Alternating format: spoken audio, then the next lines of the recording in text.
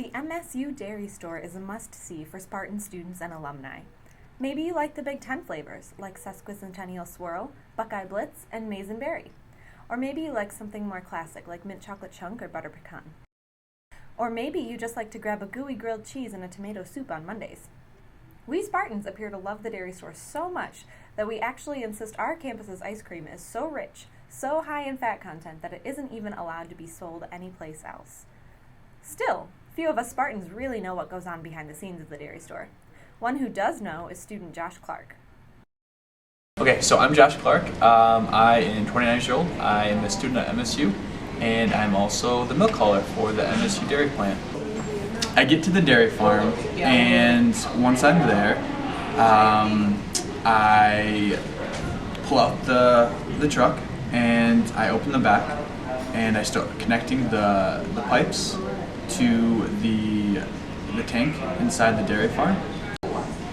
I have to get a sample of the milk so that it can be tested for antibiotics to make sure that the milk is clean and okay for human consumption.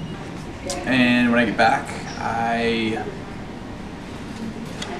hook up the tank back to some piping, and from there it is pumped directly from the tank into one of the tanks at the dairy plant.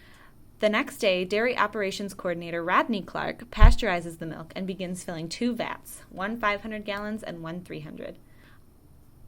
On this particular day, Rodney Clark and his students are preparing cheddar and Degano cheeses. Degano is MSU's own special brand of Edam cheese. My name is Scott Lusk. I am 23 years old. I am a senior here. It is my 5th year. I have been working at the dairy plant for about 1.5 years now, and I also work in the quality assurance lab for the dairy plant. I've been working there for about 2 years. Okay, so the milk is heated, the starter culture is added, then rennet and calcium chloride are added. The milk is stirred and allowed to firm up. It is then cut with a series of cheese knives, which are wires in a frame. Horizontal and vertical. Those curds are then allowed to firm up again. Whey is drained out. For cheddar cheese, the curd is stacked into mats, and the whey is allowed to drain out. The titratable acidity of the cheese is measured. Once a certain point is reached, those mats are cut and milled into cheese curds, which are scooped into hoops and put into a vertical cheese press to press out the whey.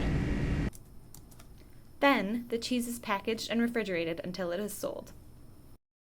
The following week, ice cream production begins. Josh Clark makes the drive up to Ovid to get cream from the Michigan Milk Producers Association. The cream is brought back to the dairy plant, where Clark adds a powdered milk, sugar, and a stabilizer to help thicken and flavor the cream. And yes, all that sugar really does go in the ice cream mix. Rodney Clark and student employees Marissa Costa, Savannah Prey, and Scott Lusk help to package the ice cream in large tubs or in half-gallon boxes. So we first start to do the 3-gallon tubs of the ice cream, and like you saw, we have the machine and stuff.